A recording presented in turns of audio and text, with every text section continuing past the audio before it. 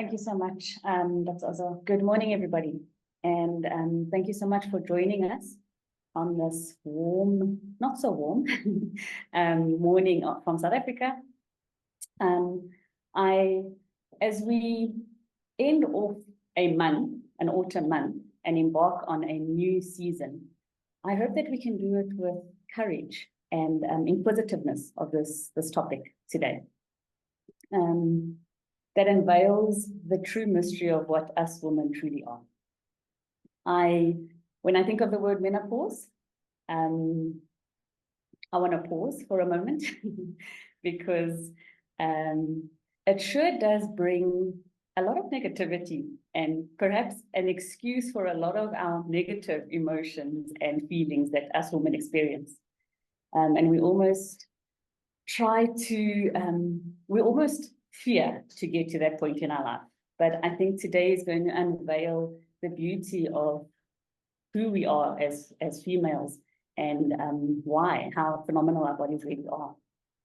So before I introduce you to our guest speaker, I would just like to, my name is Natasha Ferreira, and I'll be facilitating the session today. But I would just like to also inform you that the presentation will be more or less 45 minutes. Straight after that, we will have a quick 5 to 10 minute leg stretch, potentially a mind gymnastics.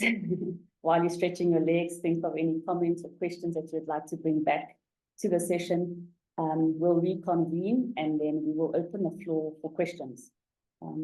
Feel free to either type in the chat that we could bring forward or unmute yourself and make yourself audible.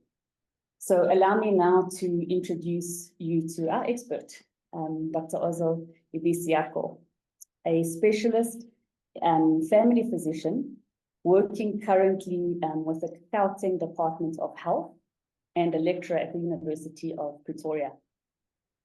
She has a specialized interest in holistic care of reproductive health of women, and is also an accredited trainer of the Billings ovulation. Recording on your side, Dr. Ozo? Okay. There we go. Yes. Okay. Now Perfect. recording in progress. Yes. Okay. Good morning, everyone. Well, it's actually very exciting to be on this platform with each and every one of you to discuss on this topic. The genesis of this webinar actually started with a question from a friend who said, "Oh, can you tell me something about menopause?" Then I said, "Menopause? Why menopause?" And finally, we are here talking about it today. It's one of those, I suppose it's one of those topics we as women, either we don't talk about or we've along the way have heard or accumulated all sorts of myths around menopause, or I don't know, in perceptions around it. So even before I start, I actually want to find out, because I really, many times I like having a lot of engagement from, if each one can type in what they think menopause is for them. I want to have an idea of what those of you on this platform think about menopause, either from your reading or from what you've heard, or maybe from your own personal experience. Can we just type into the chat in the next 1 minute?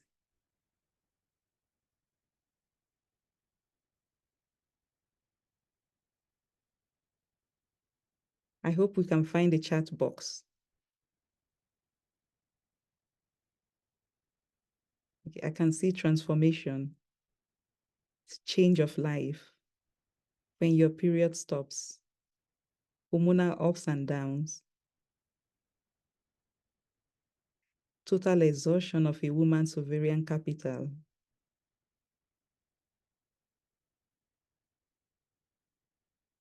period stop, cessation of menstruation, the end of reproductive cycle of a woman. Menopause simply means cessation of fertility for women.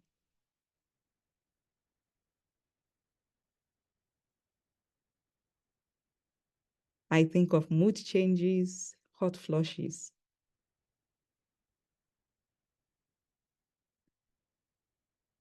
Period stops and can come with depression. Okay. I mean, quite a varied way. Yes.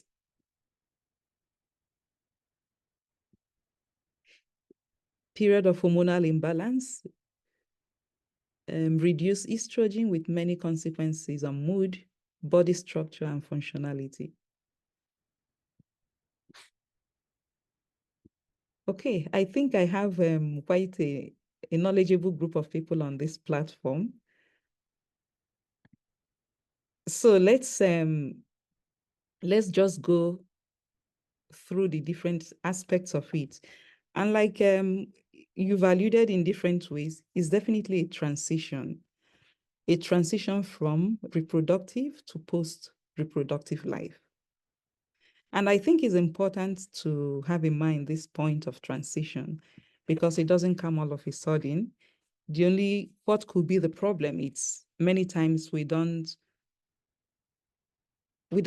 think about it, or actually we don't expect it until, especially the hot flushes start coming, then the person says, oh, maybe the thing is here, menopause. Or some, it could be with irregular periods. That's when they now think about it. Oh, yeah, maybe I'm now in my menopause. So it's understanding what menopause is. What are those symptoms? Are there a possible therapy for it or not? And then also the last aspect is some bibliographies that you don't need to be in the medical profession to read through because knowledge always empowers. So what is menopause? And it's good, interesting to know that it actually is, it has a Greek origin where pauses means stop. Always in medicine, when we talk of pause, it's actually also you also use it in English. Pause is to stop. The month, so menopause, the stop of the monthly period. And it's important to actually, I want to highlight this aspect of it's a natural process in life. So just like we start by fertilization of the egg, it goes through the stage of your embryogenesis, then it become, you start calling it a fetus when the child is still in the womb, to an infant, to a child, and so on, an adolescent, and so on. So it's a stage of our reproductive life. So it's something natural to the person, to the woman. And definitely it has a lot to do with cessation of the period, like we rightly say. Estrogen is deficient. So it's not a pathological process. But for us to say categorically the woman has entered menopause, there has to be absence of menstruation for at least 2 months. Remember that we said maybe the woman notices it initially, that something is wrong when the period starts becoming irregular. Oh, could it be that I'm already going into menopause or not?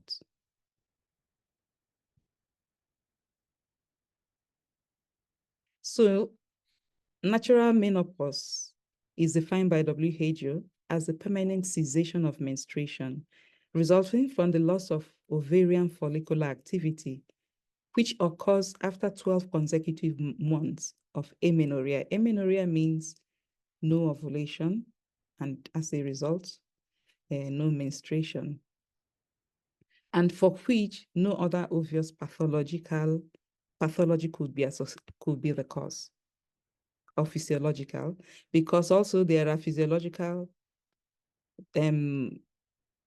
stage in life that you don't ovulate, just like puberty, breastfeeding, of course, when the woman is pregnant as well. So if it's not physiological and there is no underlying pathological problem, then one thinks about menopause. So it's I'm just going to give us an overview of what actually happens to a woman, to that little girl that started off as a fertilized egg when the sperm and the egg fuse to form that new life. As it grows, remember that for a woman, ovulation will start at around 12 years old. Some, now we see young girls as early as 10 years, they're already ovulating, and will end around 50. For some, it might be earlier than that. So the ovulatory cycle or reproductive life of a woman will be between 12, an average of 12 to 50 years. But female reproductive life actually begins at 2 months after fertilization. And this is something that can be very surprising to us. Why 2 years? Because when the egg is fertilized, it's undifferentiated, which means it can be male or female, we don't know. The only time we get to know is at 2 years of age. That's when, if it's a Y chromosome is present, meaning it will be a male child, testosterone is secreted, and that starts the differentiation. So, which means the original buds that give rise to the female or male sexual characteristics are the same for both. Progesterone is what triggers the male sexual reproductive organs to develop, and then suppresses that which is feminine. So for a woman, by 3 months, you have all the eggs you're going to ovulate in your whole lifetime, about 7 million of them. By the time the child is born, these eggs have actually reduced to about 1 to 2 million. What happens? The body cells always grow and die. And eggs, the same thing, they grow and they die. So by the time the child is born, the 7 million has reduced to about 2 million. At puberty, and remember, the child is born, then the growth of the eggs ceases. They stay in what we call a dormant phase until puberty. That's when the reproductive system is triggered again, starts developing. So by puberty, the 7 million eggs have reduced to 400,000. So this young girl actually will ovulate only 500, which is 0.01% of the birth eggs. And we can see by menopause means those eggs have been depleted.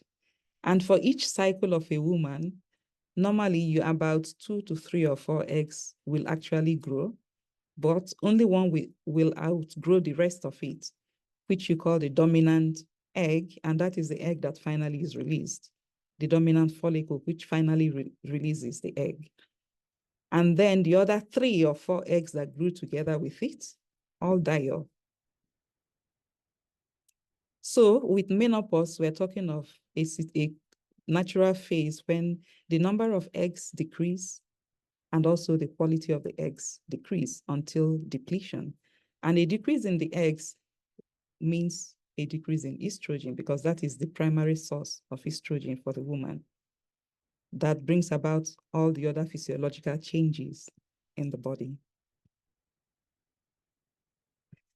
So if we look at what happens at the early phase when the eggs are still dormant, at that stage, this is, I hope you can see this. Let me see. Yes, we can. You can see the arrow moving. Yeah, your cursor. Yeah, we can. So maybe this might be. So this is what you call the primordial follicles, the eggs at a very early stage when it's dormant. So it's in a stage of, it's what you call quiescent stage. Then you need your androgens, like your testosterone, to trigger. So women also, we have testosterone, but at a very low level, much lower than males. So you need it to trigger these eggs to go to the next stage, primary follicles, secondary follicles.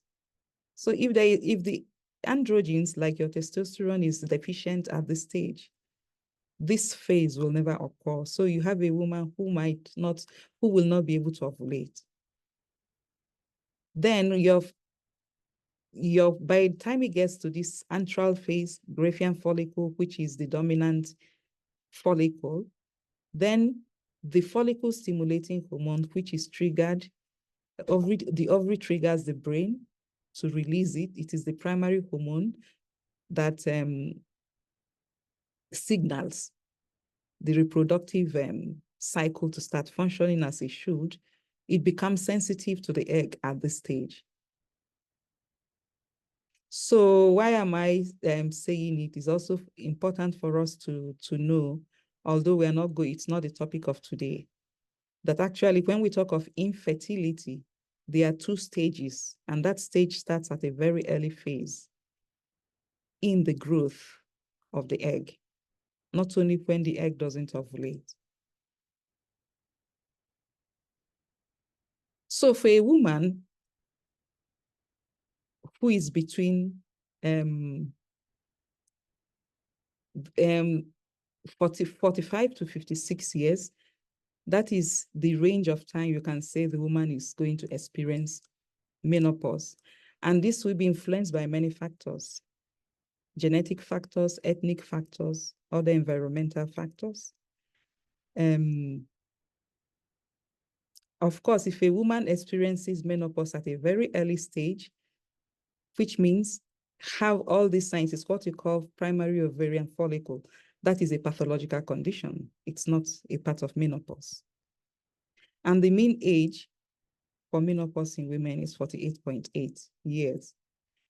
Duration of menopausal symptoms has been, according to the available evidence, it's about 4 years.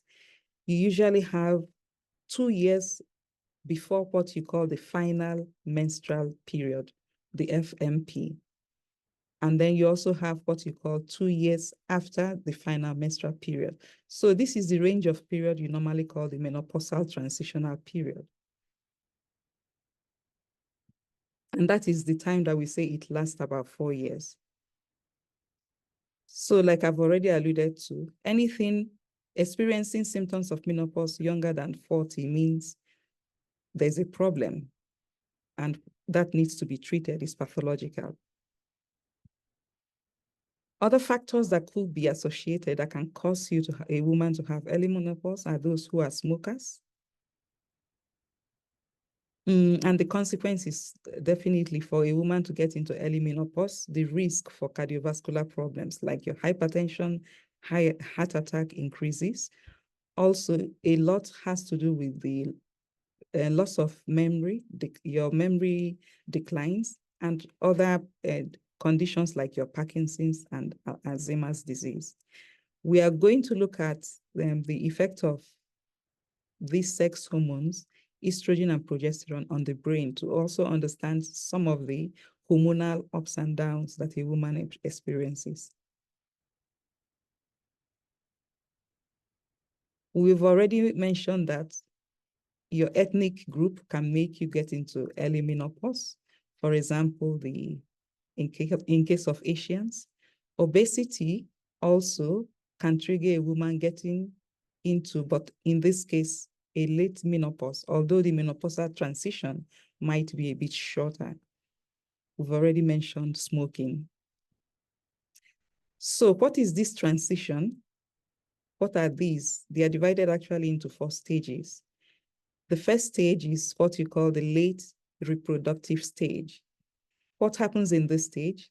That is when the number of eggs are declining.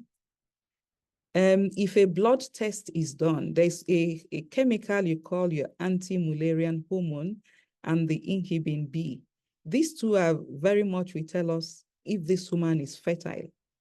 It's usually one of those tests doctors will do if a woman has a problem with fertility. And that will tell you if the woman has enough eggs and also the quality of the eggs left. The follicle-stimulating hormone, as we know, is the principal hormone that stimulates the eggs to start growing every cycle. Okay, when menstruation starts, it means estrogen and progesterone are low. Then the ovary tells the brain, okay, there is no pregnancy, start another cycle. So it's the follicle-stimulating hormone that is released. So what happens in this early stage, when the number of ovaries are reducing, the follicle-stimulating hormone, which means estrogen is low, the ovaries tell the brain, okay, start stimulating. So it increases in number in level. Why? In order to cause more eggs to grow and then to increase the level of estrogen. But like we know, remember that number of eggs are declining. So this is what you normally call a compensatory mechanism in the body to make sure things continue functioning normally. And the woman might not realize what is happening. So the follicle stimulating hormone, it's either at normal level or it might be increased. And at this point in time also, the menstrual cycles, will either be normal or will start becoming irregular. And by irregular means, that's when somebody starts noticing, oh, my periods are actually getting shorter. Longer initially. Then we have what we call early menopausal transition. So again, the woman will notice a difference in cycle length. Maybe it's either I'm skipping my menstruation. She will obviously notice about 7 days or more difference in her cycle length. Again, the anti-Mullerian hormone, like we've said, will be very low. With estrogen going down, it will also affect your progesterone. It might also be low. Estrogen still at this stage will still either be low or normal.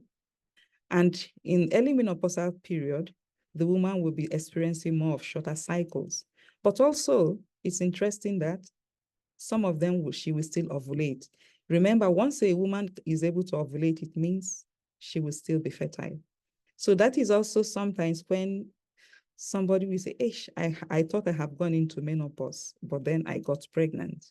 Yeah, in spite of the irregularity, shortness, some of them will be fertile cycles because the woman ovulates. Then you have what you call the late menopausal transition. That's when you have longer periods when there is no ovulation. And then also the compensatory mechanisms that we've seen are failing. And definitely then the woman is seeing very longer periods when she's not ovulating, or maybe 2 months of not seeing her period. Then it's definitely telling her, confirming, oh, most likely I'm in my menopause. Then early post-menopause, it's usually what, like we say, it's determined retrospectively, like we say, is 12 months of consecutively not menstruating. So it becomes a confirmation, oh yeah, I'm finally in menopause. Because remember, not everybody has all the signs, or even some people might not even experience some of the signs of menopause. And this continues until what you call the final menstrual period.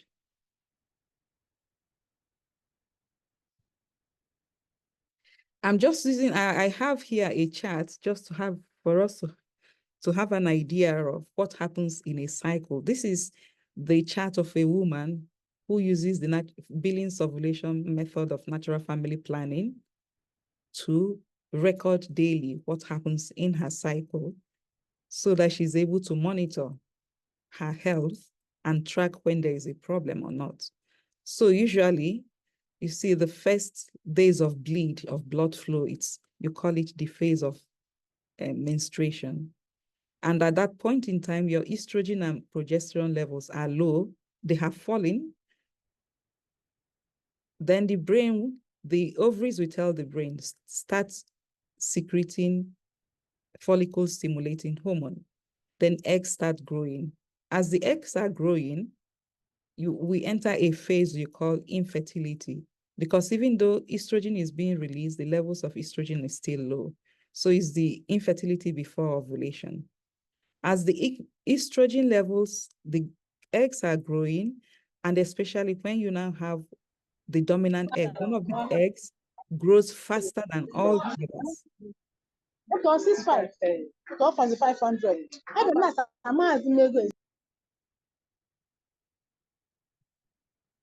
When one of the eggs grows faster than all the others, and then you enter the phase that you call the phase of fertility, because of the high estrogen levels, it will also change the characteristic of the mucus, which makes it fertile. Along the same period, you have a little bit of progesterone released that causes ovulation. So this day marked X, it's usually then the most likely day of ovulation. Then you count 1 or 2 days, because the lifespan of the egg is 12 hours to 24 hours. So you have the next phase that is called the fertile phase. From the 4th day till the end of this cycle, till the next cycle, the next day of bleed, is what you call the infertility post-ovulation. So what are we saying? That the woman has 4 phases. And for somebody who charts, you can actually know which hormones are acting at what time in your cycle. And that will help you understand maybe some of the mood changes that happens in the body. So if we look at we've looked at what a normal chart is like. In this case, you see this woman whose chart, it's a bit irregular in different months. In this month, she is 35. And if we look at it, there is no sign of ovulation at all. The second one, also 35 days, it drops to about 90 days. Then again, the next month, it was 28 days. So this is a type of cycle, somebody who is chatting, who has learned to chatting, that will all actually pick up. And the first two cycles, there is no ovulation, but in this one, the third one and the fourth one, her chart shows she actually ovulated. So if this woman is still sexually active, she's likely to fall pregnant. It refers to what I was saying, that it's true, in spite of the fact that when we're in that period of menopausal transition, there could be irregularity in the cycles, but in some of the cycles, the woman will ovulate, which means she will be fertile. So what are those symptoms of menopause? Before we go into it, just to have a recap of the female reproductive system. Just a recap for all of us, as a reminder for those who have, well, it's been a long time we did biology. The womb, we say, is like a pear-shaped structure, that at the end of it, that is where you have the ovaries, the sac that contains all the egg that the woman will ovulate during her reproductive life. You have a pair of the ovaries. And then from the ovary, you have what you call the fallopian tube that connects it to the womb. So usually each egg is released from here. Fertilization will take place usually in the outer 1/3 of this tube. And then the fertilized egg will make its journey into the womb to bury itself. It opens into where you call the cervix. And this is actually where all the secretions the woman experiences in the month, in her cycle, every month comes from, and it's triggered by estrogen. These secretions are important for fertilization. It opens into the vagina. All these are internal structures. What we've noticed is this aspect you call the vulva, which is the external part of the female reproductive system. This particular cell here you call the pockets of Shaw is actually what makes the secretions to dry up and creates a plug that closes the womb during the time of menstruation when the woman is pregnant. So the reproductive organ of a woman has a whole physiology that tells a story on its own. And each part of it, it's very important for the reproductive life of the woman. So again, it's showing us another chart from being regular to being irregular. So what are some of those symptoms?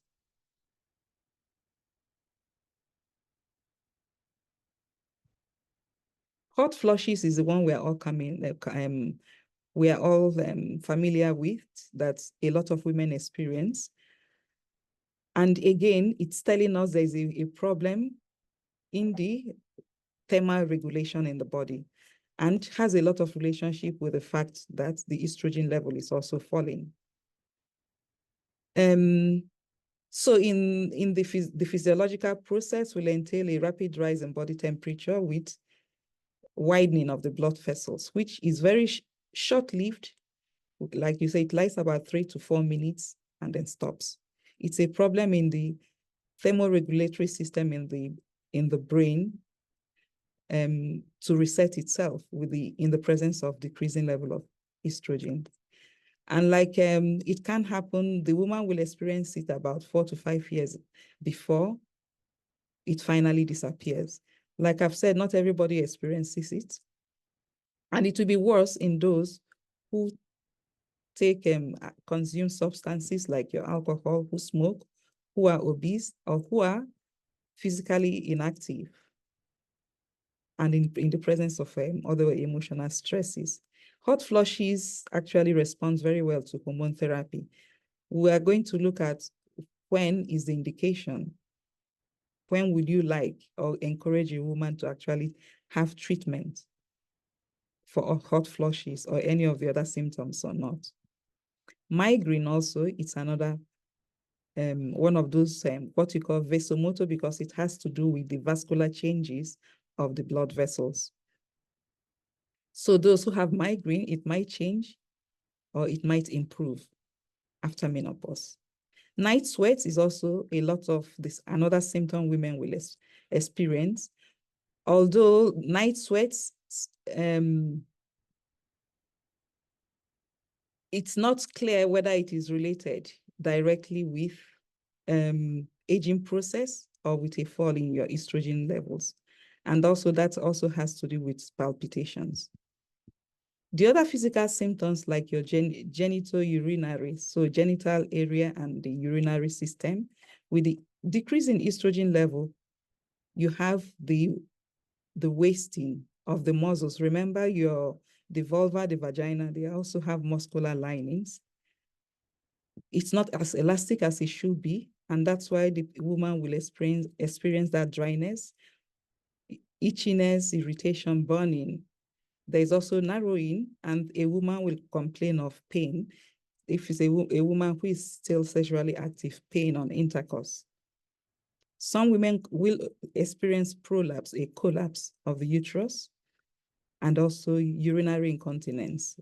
And the way you notice it is you're not able to control yourself. You go to the toilet much more often. There's always that urge to go and urinate.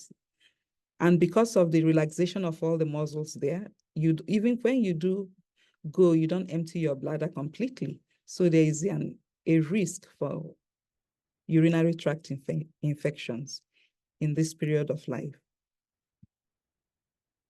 So again, poor sleep or lack of sleep can also be another symptom of the menopausal transition, which is said it might be associated with night sweats,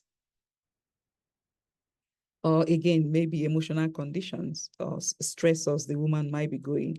So it might not be only directly related to menopausal period. Well, one of the things also with estrogen is very important in the bone mineralization. So with a decreasing level of estrogen, definitely it affects bone metabolism. And that's why in the menopausal period, there is a danger of osteoporosis, which means calcium is not absorbed, the bones become weak. And if a woman falls, the person falls at that period, there is also very likelihood of sustaining fractures. Some other metabolic changes that can also occur will be weight gain, especially weight gain around the abdominal area. And there is storage of what we call the bad fats, because a lot of the metabolism is slowed down. Estrogen has a huge role to play in metabolism, especially what you call the rise and fall of estrogen that we saw in the cycle. It's not just a physiological event, but actually has a lot to do with metabolism. With the stiffness of the blood vessels, like the one you call the arteries as well, there is a higher risk of cardiovascular conditions like your stroke. Of course, with increase in cholesterol, that also adds to it. Mood changes is also what a woman might experience in this period. Anger, irritability, anxiety, loss of concentration.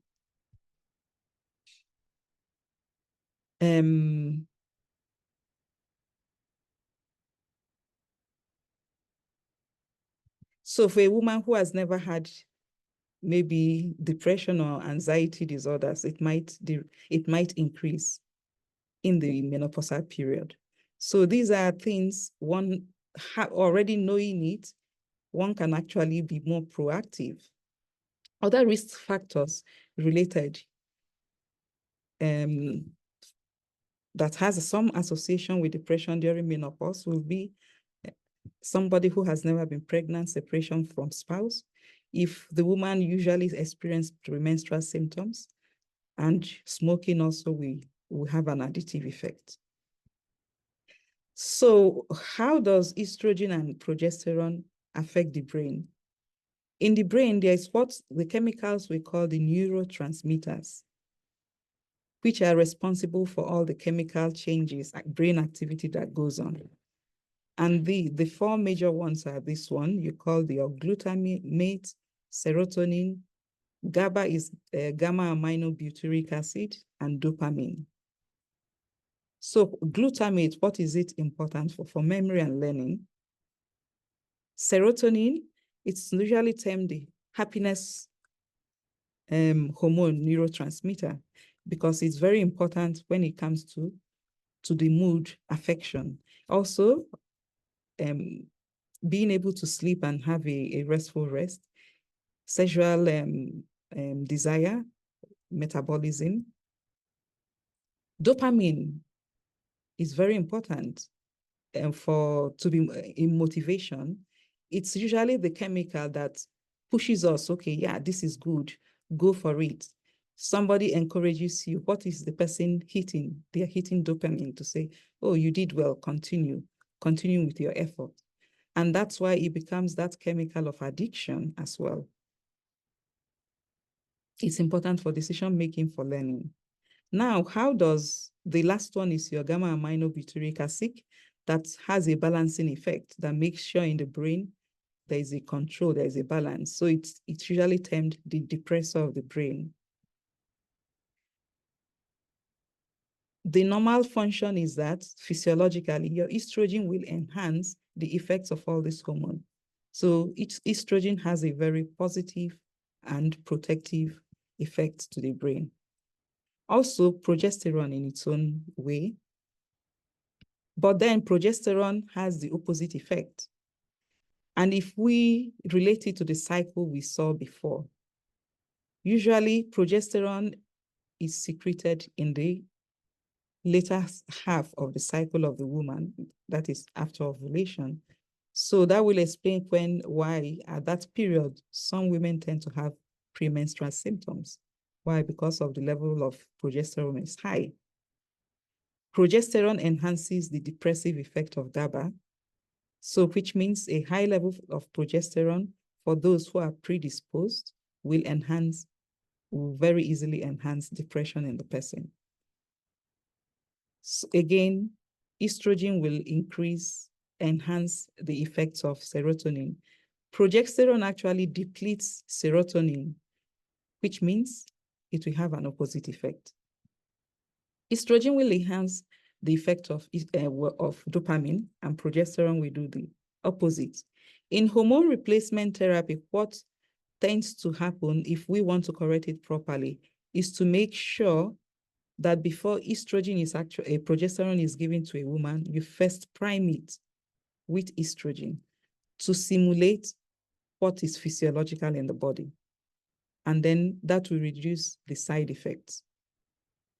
Again, estrogen in this case will not enhance the effect of GABA, but progesterone will do.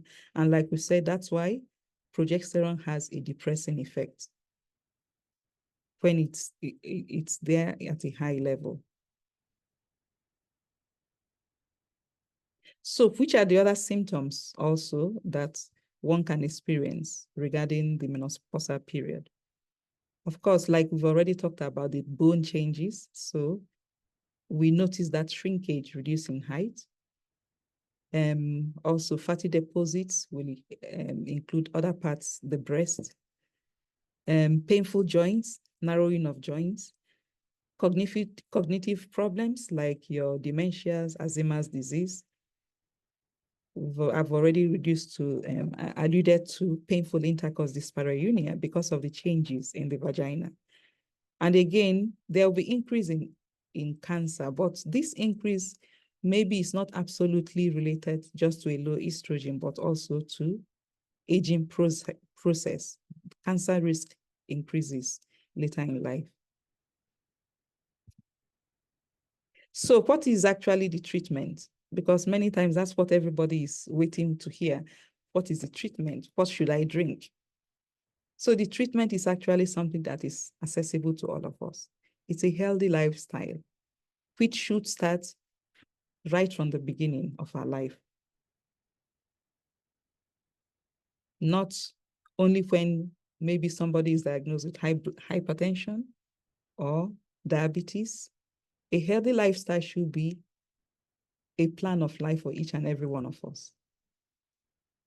So what do we mean? If it's somebody who is smoking, the person is encouraged to stop smoking. And especially if as part of treatment of the menopausal period, there is the possibility that this person can be put on hormone replacement therapy. Physical exercises is critical because physical exercise is it's not only because we want to reduce weight, it actually is important for metabolism, bone mineralization, like we've seen what happens with estrogen when estrogen is low. It's also important to keep the muscles lean and firm because you don't want the muscles also to end up being flabby. Flabby means there's a lot of fat stored in them. And what are those exercises? Generally, I would say anything that makes the heart beat, that makes you sweat. And some are recommending now at least 1 hour a day, but at least 30 minutes, 5 days a week. An exercise that makes you sweat. And age is not a limitation. If we start early, it becomes easy to maintain physical fitness when one is getting older.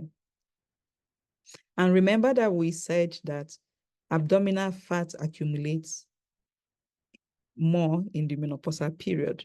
And that is the one we need to work on a lot because that is the greatest danger. With abdominal fat, it makes the body not to be sensitive to insulin. And you know the consequence means what you call insulin resistance. Glucose is not broken down the way it should be, and that increases other problems, diabetes, and so on. So healthy diet. What is a healthy diet? My take of what I always encourage people, healthy diets, there are so many diets there in the market. You can call it a lot of them. Healthy diet means a diet that is balanced. Eat 3 times a day. People have come with different, eat once a day, do fast. I don't believe in them because why? Once you stop those diets, you go back to your normal and the rebound effect is even worse.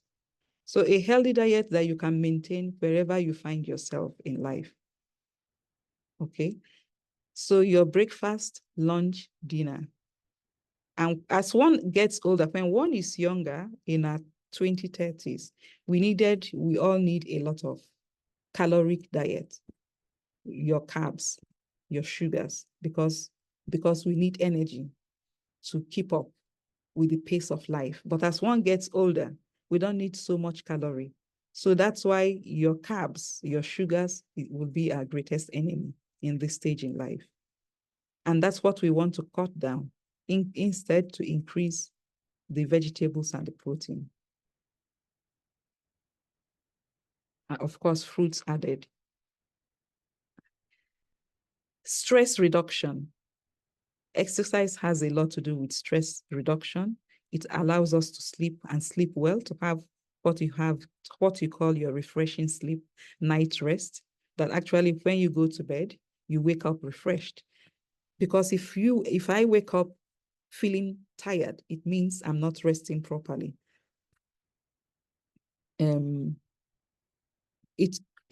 Stress reduction to create a positive psychological well-being. And when we talk of that depression in the menopausal period, also it has a lot to do with that psychological well-being, activity or inactivity. Cognition, engaging mentally. It's important for when people are to plan, will I call it retirement? We shouldn't, retirement for those of us who are working with the government, because people who are self-employed, it's different. Most likely the person continues until they cannot. The danger always lies with people who are employed, and then finally you have to retire, and maybe you haven't made any plan for retirement. Maybe before you were engaging in mentally stimulating activities, then all of a sudden you no longer engage in them. I mean, that is really a great danger for the cognition. So it's important to also pay attention to older people to see how we can help them to engage in mental activities. So engage stimulating activities for those elderly people who are around us. That will reduce these dementias that women are faced with later in life. Now, for some of the other symptoms like the hot flushes and all that, well, one can put other means like sleeping next to a fan, a cool room, air-conditioned room, dressing in layers, because like we say, it comes and goes. All of a sudden you're cold, then the next minute you're hot. Consuming cold beverages, but avoiding triggers. Well, I don't know, the Nigerians, I'm sure will be laughing. Well, we already eat spicy food. How does one do that? Then the pillars of cardiometabolic prevention and screening. There are other screening tests that it's also good for us to be attentive to. We should take our health into our hands, be proactive about them. We've talked about increasing cholesterol because of the metabolic changes that take place. So it's good to, at least on a yearly basis, to go for an annual checkup. Things shouldn't surprise us. So, and one of those annual checkup is to do what you call check out the fats. Medically, we talk of doing your fasting lipogram for them to run a test to check your cholesterol levels. A blood pressure measurement. Also, we don't have to wait until we are finally diagnosed, because if we measure and we start picking up our blood pressure is going up, remember, just aging, the blood vessels get stiff, and as one gets older, we are all prone to high blood pressure. But somebody who is, like we've said, taking care of their lifestyle, healthy lifestyle, doing exercises, and reducing, because of that, reducing stressors to the minimum, most likely it's not going to develop a high blood pressure. Again, if there is a risk for bone fractures, even sometimes what can happen in menopause, somebody can have a bone fracture even without fall. Why? Because it shows the bones are thin. It's not strengthened again because it doesn't have calcium. One can also do a test, especially if there is that family history. But like we've said, there is also a trail if we haven't taken care of it along our life. So in terms of nutrition, physical exercises, and so on, we might end up having the problem of what we call osteopenia, thinning of the bone much later in life. Diabetes is another thing to be aware of, that we can also do a routine checkup. And measurements, putting a tape around our waist at the level of the belt button. It should be, for a woman, the normal should be 80. That is what we call the safe normal.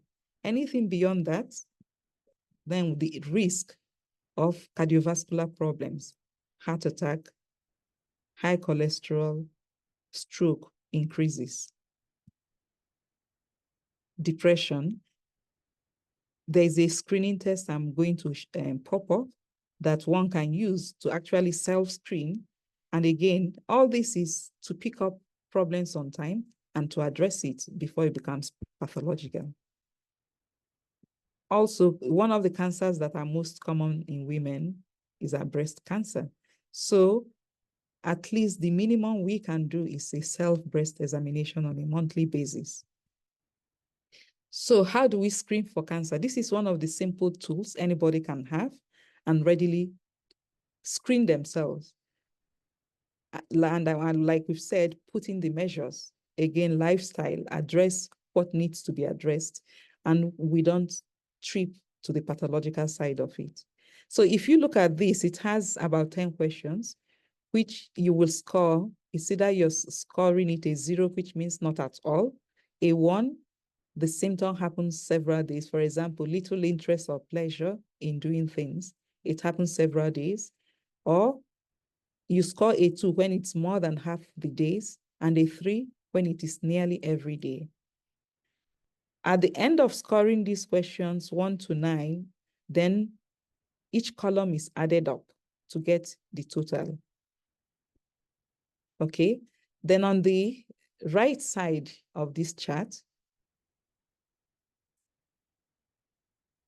the other thing one needs to, you now check what is your score. If you see here, it says 1 to 4 means minimal depression, 5 to 9 mild, moderately severe, and finally severe. So like we've said, part of that monitoring is to pick up problems on time and address it so that it doesn't become pathological. But then if it's something that one now needs a medical help, to seek that help on time. Usually question 10 helps the doctor to classify whether they are dealing with a case of major depression or not.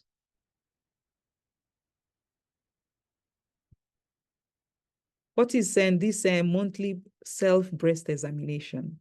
Maybe some of you have heard about it, you're already doing it, but if not, it's something I will advise every woman to practice. And it's very easy. Usually if you're still menstruating, you want to do it 1 week after your menstruation because that is when the hormones are low. You start by removing the top, the bra, stand in front of the mirror to check, are the two breasts the same in terms of size? Is there any skin changes that is not noticeable or not? You do it with the hand raised up as it shows in the picture, and again with the hand down. Why? You want to see if there's any difference because of if there's a problem in the retraction of muscles that underlie the breast, you might notice some changes, which shows there's a problem somewhere. Okay, putting your hand around your waist or even leaning forward. Then the next stage after that inspection in front of a mirror, it's now to feel the breast. And this you can do it lying down or you can do it standing. So, but if you want to examine to feel the left breast, your left hand needs to be raised up and you put it behind your head. Then you use your right hand, you can see your fingertips of the right hand to feel the breast. You can do it either going a circular movement. You start from clockwise or anti-clockwise. You start from the outer part, then afterwards you come inside until you get to the nipple. Also, remember always to check the armpit because the tail of the breast is in the armpit. Sometimes might be the first place the woman picks up there is a problem. By the time the breast is painful, it's already too late. But we want any breast problem to be picked up on time.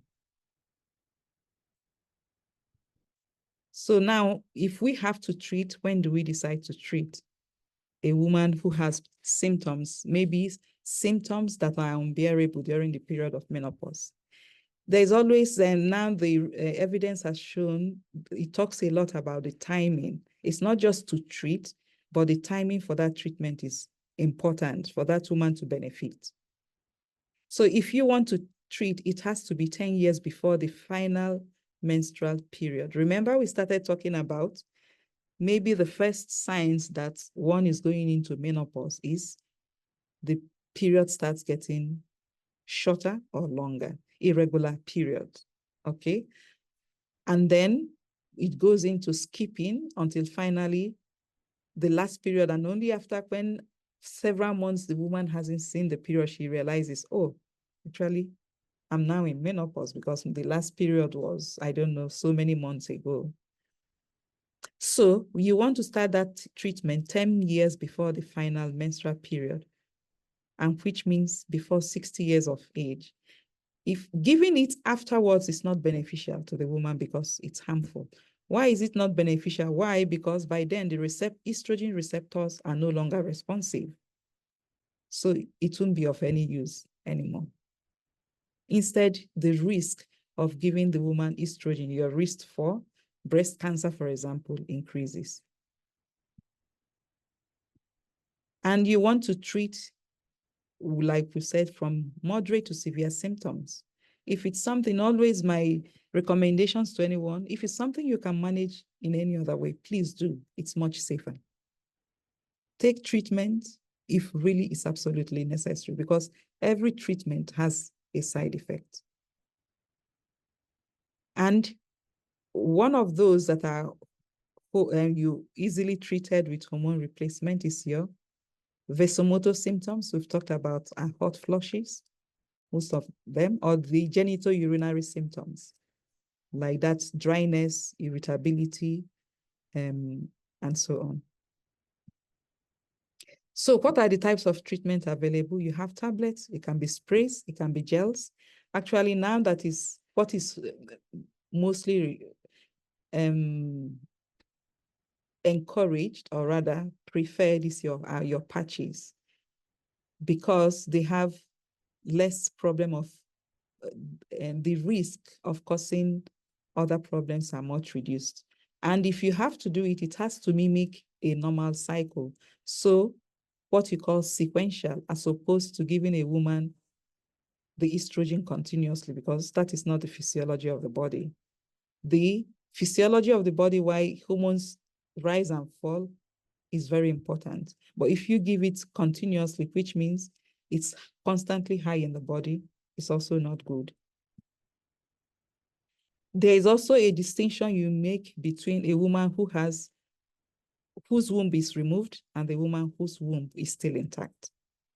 For the woman whose womb is intact, you want to give them a combination with estrogen and progesterone, because again, you're mimicking what is normal in the body. But if there is no uterus, you give them estrogen alone. If you give a woman with intact uterus estrogen alone, you're actually going to increase the risk of developing what we call cancer of the womb.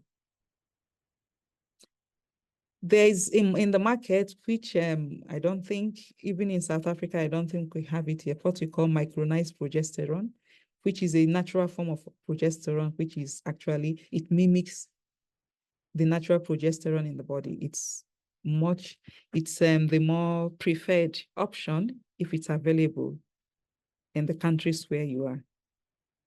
And if you have to treat, you want to treat for the shortest duration of time. So it's never a lifetime period. Like we said, you start early, the right time, but a very short duration of time, maximum of 5 years. And you always start slow and titrate until the symptoms, the patient responds according to the response of the patient. So some of those things one needs to consider before starting hormone treatment, it's also somebody who doesn't have any history of coronary heart conditions, history of breast cancer, You need to be less than 60. And like we said, it has to be 10 years from menopause. And definitely the doctor needs to do other assessments to make sure the woman is not at risk of any complication from the hormone replacement treatment. When is it contraindicated, which means it's a no-no? A woman who has a breast cancer or cancer of the womb, if there is history of blood clots in the leg that you call deep vein thrombosis, blood clots in the lungs, that is pulmonary embolism, somebody who has liver disease, or somebody who has vaginal bleeding that cannot be explained. So it shouldn't be assumed, oh, vaginal bleeding, maybe it's because of menopause. It needs to be clear that it's not a pathological problem. So these are some of the bibliography. Like I've said, we don't have to be medical people to read them. They are very easy to read and understand. And it will definitely be available with the recording. Thank you.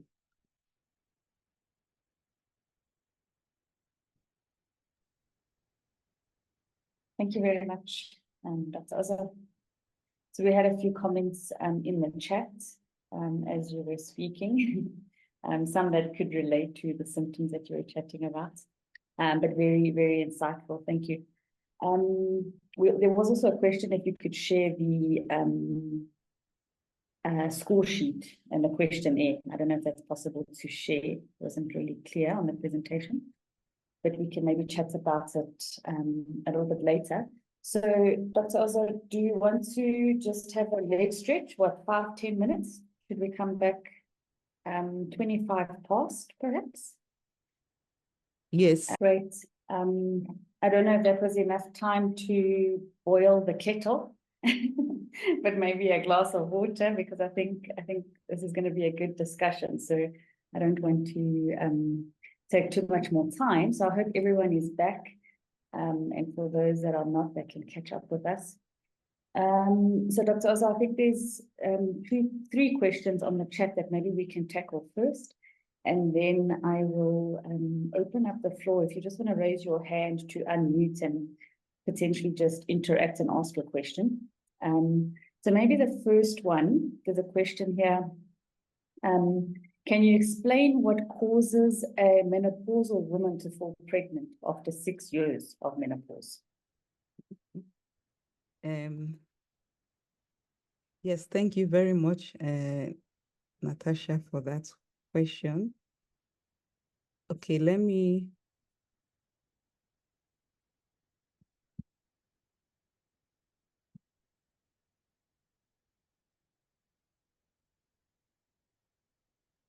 Yeah. What causes a woman to fall pregnant? Because what happens, remember we talk of the menopausal transition. So it's a period of years when the estrogen level is declining gradually. So during that period, some of the cycles, the woman, it's able to release an egg, okay? Sometimes you have a situation when you have an overlap of one cycle to the other because the initial cycle doesn't complete itself because the estrogen level is not enough. Then afterwards, the second cycle kicks in and the two merge to end up causing an ovulation to occur. So it's a very, will I call it, it's a very critical period that a woman, it's easy to pick if the woman is chatting, that is one, but it's something to be aware that it's normal, that it can happen. You call it the luteinizing out of phase, or an overlap of your cycles that results in a summing up. They sum up to cause ovulation. So yes, it can happen. But remember, when you talk of, you're actually referring to the perimenopausal period, not menopause. Because when you talk of a woman is in menopause, we're saying you haven't seen your period for the last 12 months. So the period has actually ceased. But in this perimenopausal period, yes, it is possible that a woman ends up getting pregnant. when she least expected it.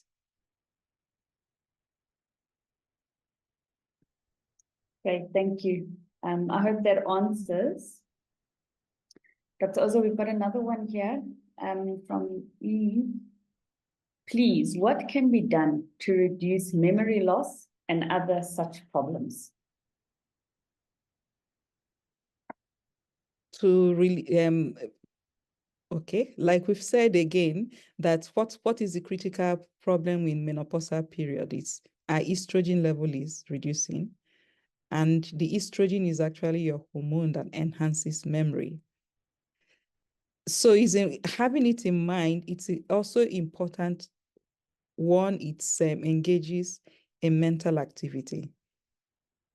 Because we have the peak of our life when maybe we are very active, then with time, it starts declining, that activity. So we need to look for ways. There is no one solution fits all. For example, I notice in myself. So what do? Maybe I think of something now, the next minute I've forgotten. I get to a room, I wanted to do something. Now I can't remember why I was there.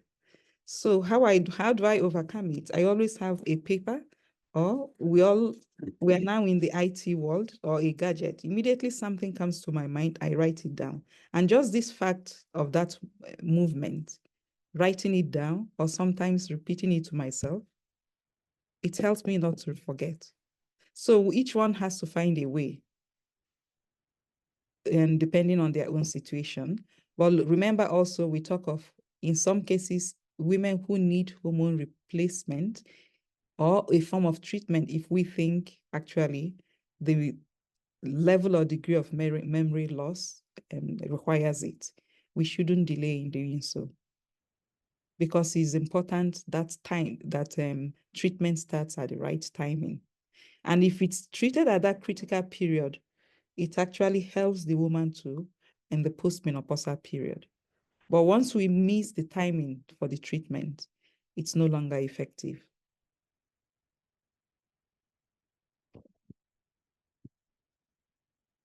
Great, thank you so much. So Serja's made a comment here and potentially just a question to get access to the fracture assessment tool as well as the scoring measure chart. So is it possible, and I'm sure you'll be able to provide it to the registered candidates? Yes, I don't know if you want to comment on that. I will include that, yes. Thank you. Okay, so another one just popped in, Alero. How true is this, that lack of regular sex increases your chances of early menopause?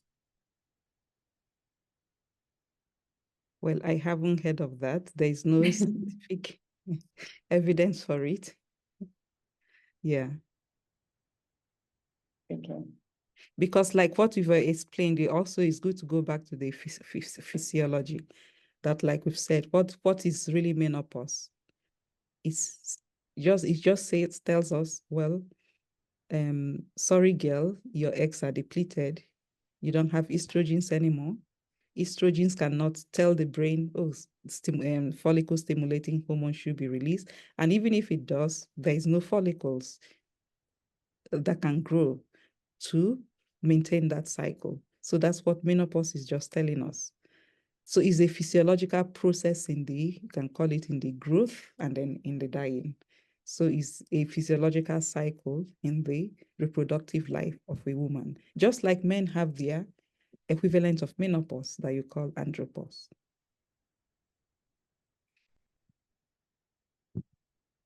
Great, thank you. Another question has just come in, and I think after this, I'm going to open up for anyone else to maybe just unmute and ask whatever you wish or comment. So this one is with irregular menstruation due to or perimenopause, how do you know when you're ovulating or calculate your ovulation? Yes, that's a very good question. And actually, that is one of my passions, to actually encourage women to learn the natural family planning methods, because there is a lot of science in them. The problem is many times we think natural family planning is just to know whether I should get pregnant or not.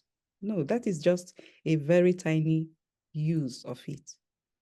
Natural family planning helps us to be the ones in charge of what is happening in our body, a woman throughout my life. And if we chart, part of learning your cycle is actually to be able to determine when I ovulate, when I don't ovulate. So you chart, you're trained to chart and also to interpret what your chart is telling us. So for somebody who is charting, you're able to know, am I ovulating or am I not ovulating? So it's something that I will encourage everyone to look into. It helps us to track health, to know what is normal or when there is a problem. Sometimes the problem doesn't mean I need to take medications, I need to go to the doctor. Maybe it's telling me that, girl, you need to take it easy. Because, for example, stress, many times, the first place we are able to pick it up is through inner cycle. And evidence has shown now that what you call ovulation, a sign of health, has become the 5th vital sign. So if a woman doesn't ovulate, I'm not talking of menstruation, because if you bleed, it doesn't mean you're ovulating. You need to confirm actually an egg was released before we can call that bleed an ovulation.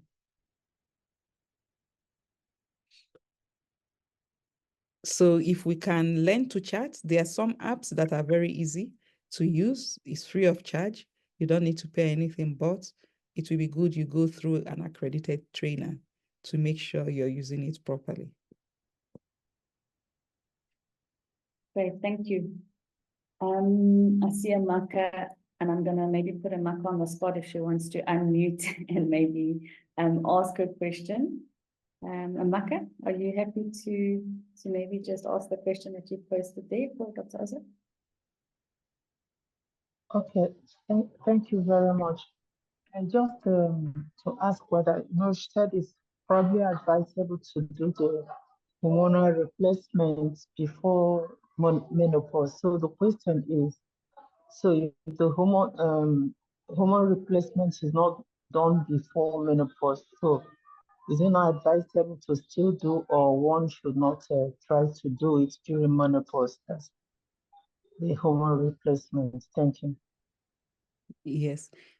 Okay, thank you, Amaka, for the question. Yes, it's the hormone replacement. Remember, we say you need to do it when, for a woman who has really bad symptoms, you think, you know what, I can't tolerate this, moderate to severe symptoms, because in as much as we want to replace the hormones, also there are other side effects.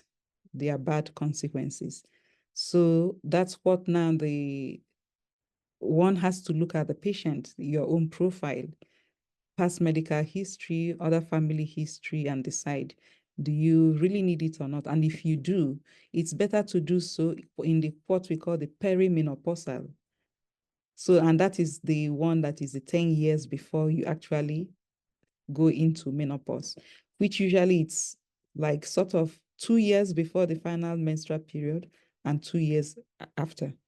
So it's had that woman that you're giving hormone replacement needs to be less than 10 years. We don't give it before because you don't need it. Already your body is functional. You have enough estrogen, the physiology of the body, it's okay. So you don't need hormone replacement earlier than that. If you're giving hormone replacement, you're looking at a situation where you've identified there's a problem. That is, there is a pathology. For example, the condition I mentioned, when there's a premature ovarian failure, a woman who goes into menopause before 40, usually is not normal. And maybe because her symptoms are bad, then you decide to put on hormone replacement therapy for some time. So I think we shouldn't be afraid of menopause. Like I've said, it's a natural process we all go through.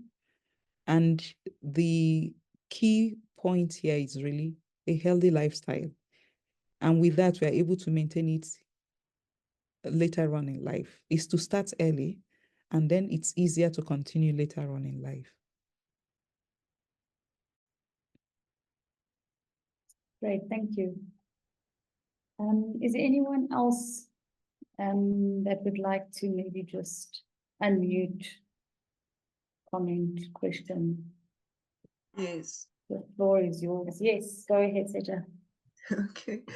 Yeah, I'm just curious. I just want to find out about how come that the andropause, did you say andropause is a male menopause? I've Yes, and never heard of it. And how come is it not being mentioned or anything as menopause is? yeah, no, you're quite right. Remember, generally, men never like talking about their problems. Actually, there's a lot of move to encourage men to seek for medical help. Women, if you go to health facilities, women are the ones that always are there. Men come when things are bad. So when it comes to things like this, it's like, ish, how can I talk about it? So that's why in some places, actually, they are setting up men's clinic to encourage men to come and look for help.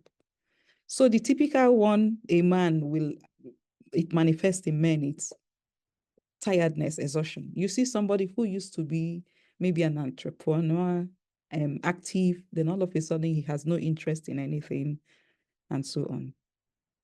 He's in menopause or highly irritable. That is not usual for him. So it's to encouragement for them to know that it's not only women, that they are also going to menopause. So they should be able to seek for help on time. And I would say really, maybe also we in the medical profession, it's not one of those things we focus on a lot. A lot of focus is in women's health, in menopause and so on. They don't really talk many times about andropause.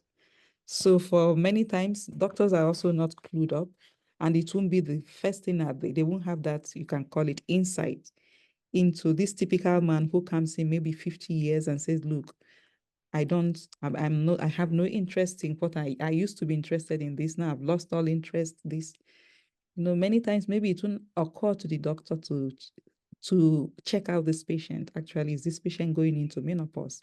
And if you do the testosterone, which is one of the main hormones, you see that it's low. So it's also to have that index of suspicion, high index of suspicion in the medical community, besides alerting men that the same also happens to them. So they should be attentive to it. Sure, thank you very much. And I think I think you are right. I mean, this needs to be mentioned. Who knows that this could be the cause of this gender-based violence? Because people don't understand themselves. But we women, we know that, my Lord, by the way, maybe she is now, and we get attention, and they don't get attention. And we don't know. This thing of gender-based violence is so high in the country. And this could be the reason, one of the reasons, of them neglecting the most important part of their circulation, life circulation. Thank you, Doctor. Yeah, you're right. Thank you, Seja. Trisha, I don't know, do you want to maybe speak to your question or do you on the chat? Just trying to encourage a interactive session. But if you have stage fright, I'll take it for you. Okay. Maybe I'll take it. I don't know if you're on mute and if you are speaking. So Dr. Oza, would you encourage a woman with fibroids and in premenopause to undergo surgery to remove the fibroids? Okay, thank you, Tricia, for that. It's difficult to give you a concrete answer because remember that when you talk of fibroids, there is a lot to consider. You look at the size, the position. Is it a woman? What stage in reproductive life is she in? Is it a woman who is interested in having children? Even if she is, will it be an obstacle to having kids? So there are many factors to consider before you prescribe surgery for a woman with fibroid. And if there is an indication, because many times there is an indication to encourage a woman to have fibroids, and that one of them is when she starts having complications. For example, she has heavy menstruation, her HB falls, maybe she needs to be on blood tablets or even blood transfusion, or she has clots as a consequence, or very bad back pains. There are complications that will make you encourage a woman who has fibroids to remove the fibroids. Because if not, women have conceived in spite of having fibroids in the womb. So you need to consider the particular woman and her condition before you advocate for it. So in that case, when subsequently the person has, let's say, a woman who has complication, even the extreme of the womb being removed because she is because of the fibroids and she's not interested in having children, normally you leave the ovaries, you don't remove the ovaries, precisely not to induce premature menopause in that patient.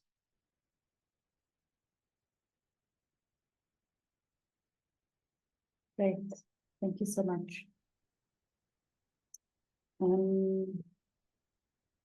hope that answers. Is there anyone else that would like to ask a question or share a thought?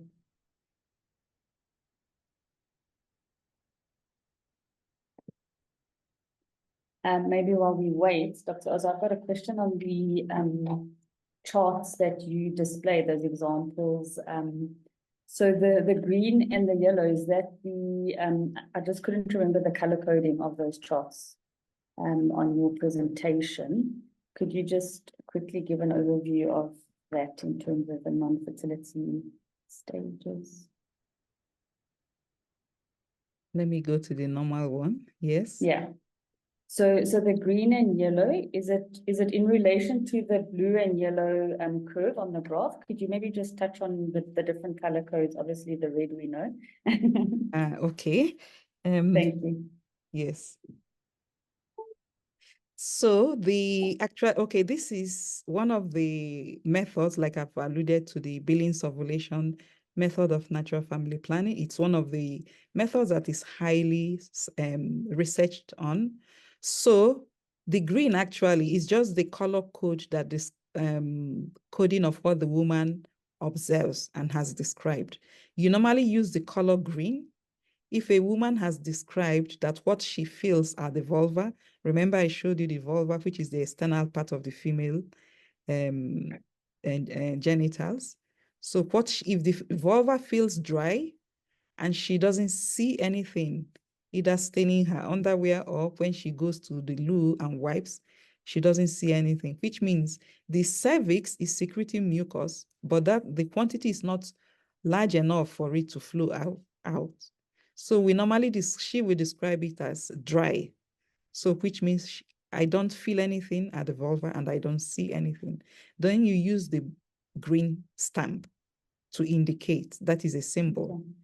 Then the yellow, it's a woman who either feels or sees the mucus discharge. Okay.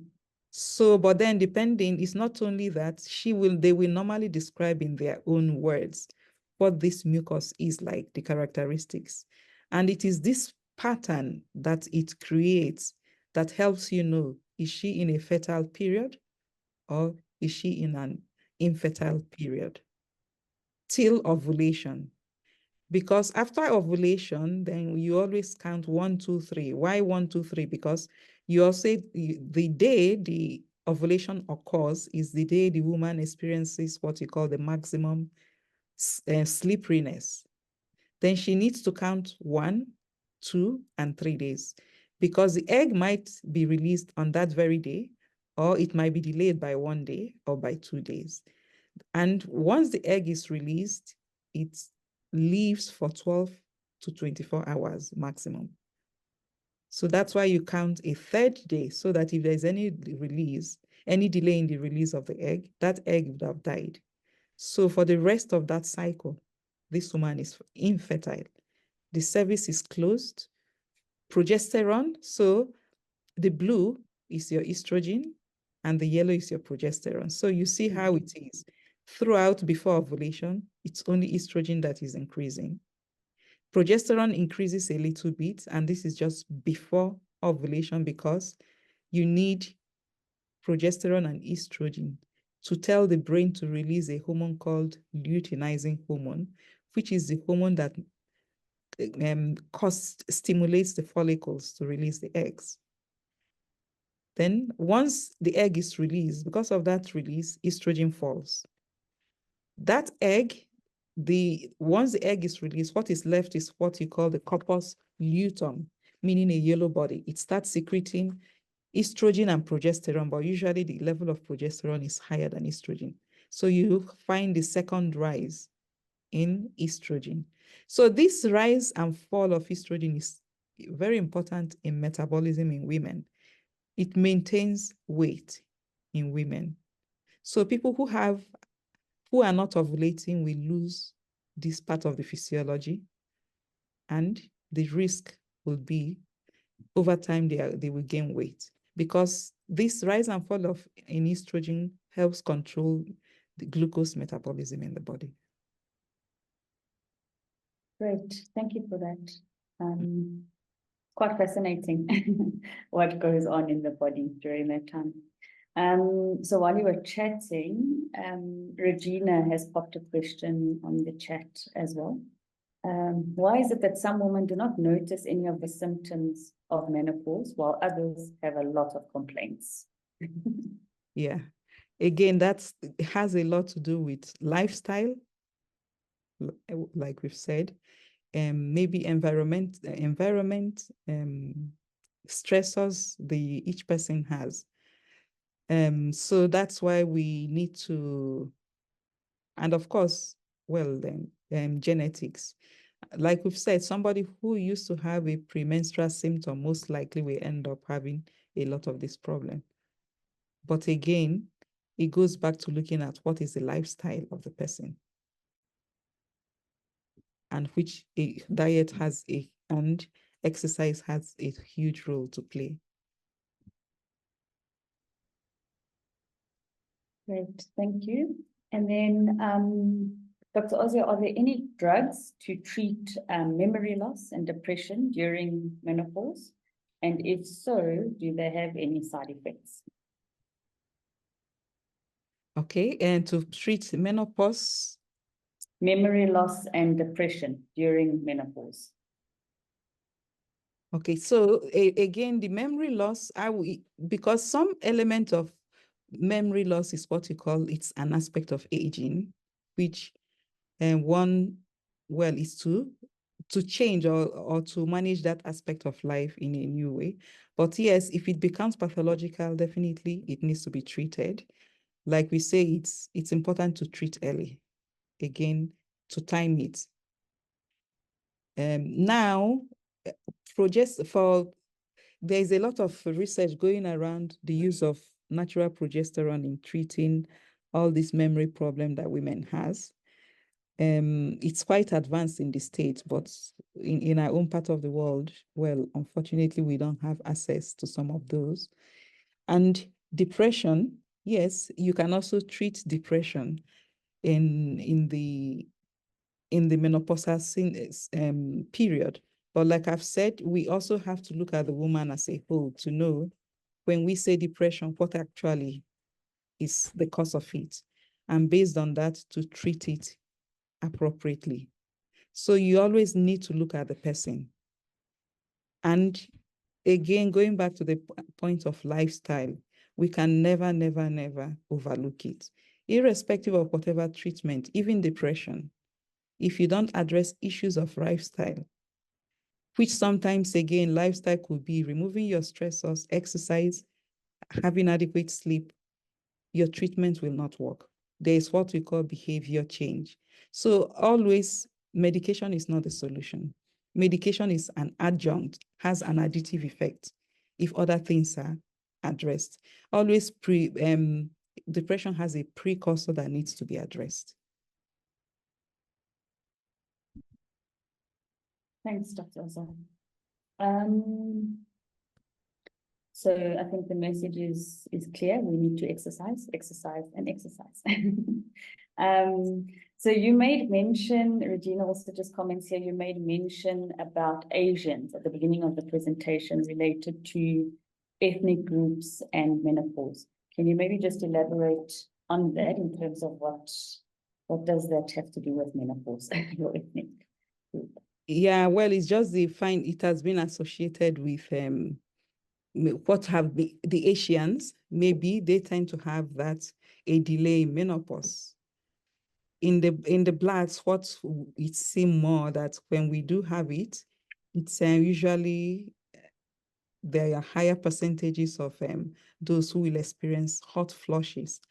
So it could be this variability could be associated with the genes as well. So, but all that hasn't been definitely described.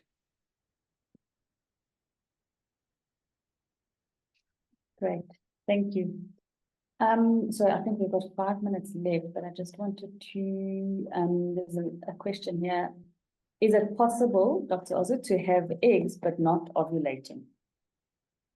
Yes, it's possible to have eggs and not ovulate. And that's when we now say there is a problem. But the only way the woman will know that, oh, I have eggs, but I'm not ovulating, if actually somebody has been taught one of these methods of chatting. Because remember, okay, some of us, maybe we normally record, oh, my period started on this day, ended here. That's all we can know. But what happened in between, we don't know. And if you go to the gynecologist, most likely they will tell you, oh, how long is your period? Is it 28 or whatever number of days? But the issue here is what happens day to day. Did I really ovulate or not?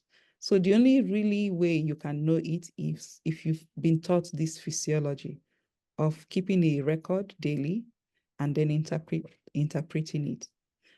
Also, some besides this chart will use additional things like using strips to check the luteinizing hormone to know when it rises. Some will add what you call basal body temperature, that is checking the temperature before getting out of bed. So those are the methods you will call symptothermal or symptohormonal. But it's using the biology of the body to determine when ovulation occurs. That is the only way you can say for sure ovulation occurs. Or well, of course, doing an ultrasound to follow it serially. But what is in the power of the woman, it's having these biological trackers, charting them and interpreting, then you're able to know when did ovulation actually occur in my cycle. And once there is no ovulation, it means there's a problem. And how do you find it out? Actually, you need to examine a lot of things. You need to check the brain, because that is one of it. You need to check the neck. It releases other chemicals. You need to check the kidney, the adrenals, which is above the kidney. You need to check the ovary. You need to check the other hormones, the insulin as well. You need to check glucose metabolism. So actually, there is a couple of things that needs to be checked out to find out where is the problem, why the woman is not ovulating. So that's why the terminology ovulation, a sign of health, has been coined. That is the 5th vital sign of a woman, that if you're not ovulating, then there's something wrong in the system.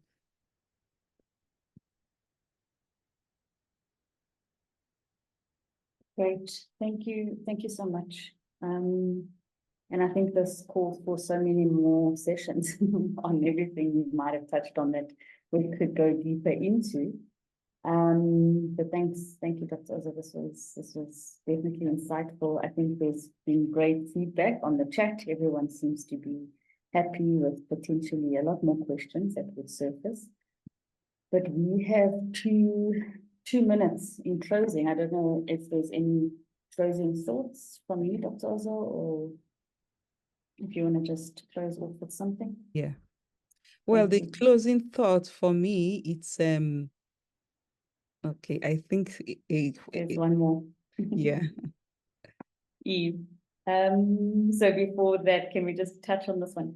What happens if a girl has always had painless periods and all of a sudden starts having serious pain? Yes, also in that one, you need to check it out. It also requires checking all the hormonal systems. One of them, one of those things that one especially needs to look at besides the diet is the level of prolactin, because when it is very high, it actually causes severe dysmenorrhea. So again, the whole system needs to be checked out to see where is the problem in this woman.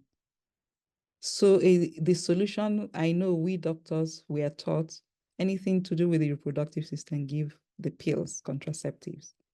By giving the pills, you're not solving the patient's problem. You're actually sort of masking it while you're allowing the problem to get worse. So pills is never the solution. We need to define, get to the root of the problem and treat that problem, and the painful period will stop.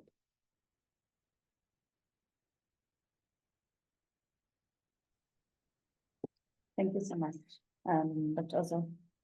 So you were asking my last word.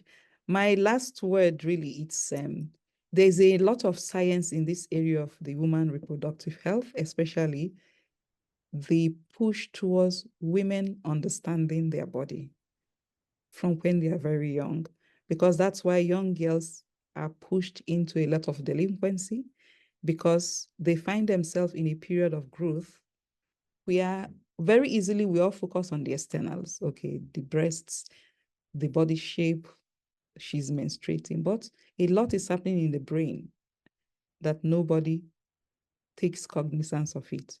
And as a result of it, these kids get into a lot of delinquent behavior. For us to know, actually, the way the brain grows is from the back to the front. So the first part of the brain to develop in any child is the survival.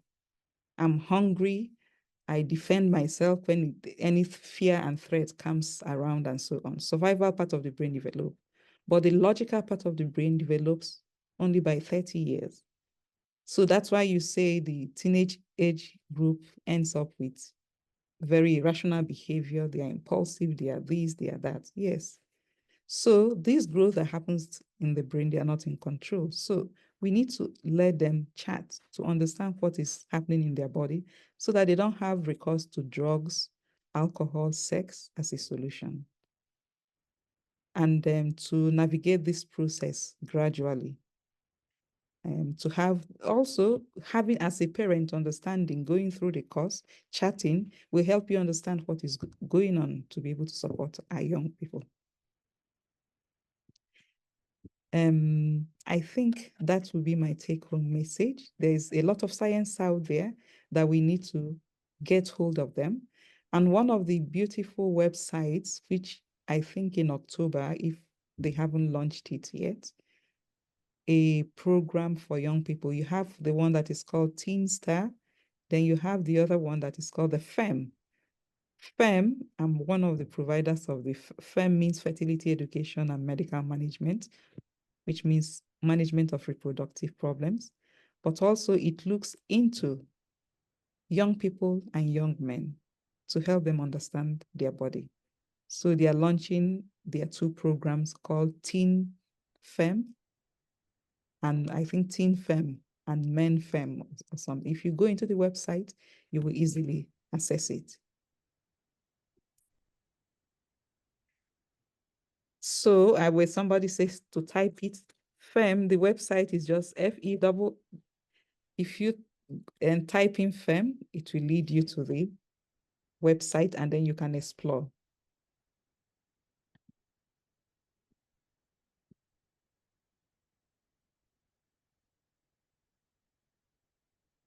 Hello, can you still hear me? Yes, thanks, Dr. Oz. I was looking for the website. I think it's femhealth, right? .org. Fem Health, yes. Yeah, I'll put it in there. Thank you. Okay, yes. Great. Thank you so much. Thank you, everybody, for joining and for the questions. truly relevant to where we are. And for your closing thoughts, doctors, I think that was really, yeah, we need to, the earlier we can get the information across, the better. So the wider we can spread it, the greater. So thank you so much for everybody, and we'll see you again soon. And thank you. Enjoy your weekend, the rest of your weekend. Thanks. You too. Bye-bye, everybody. Bye. Thank you. Bye-bye. Bye.